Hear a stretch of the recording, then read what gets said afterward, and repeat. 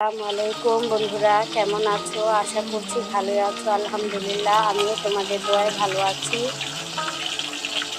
আজকের রেসিপি দেখতে যদি ভালো লাগে তাহলে অবশ্যই সাবস্ক্রাইব করে পাশে থেকে দিও, আর বেল আইকনে একটা ক্লিক করে দিও, নোটিফিকেশন তোমাদের কাছে পৌঁছে যাবে। এই রমজান মাস কত তাড়াতাড়ি শেষ হয়ে গেল। আল্লাহর নেয়ামতের মাস, রহমতের মাস, মাগফিরাতের মাস। আসলে কি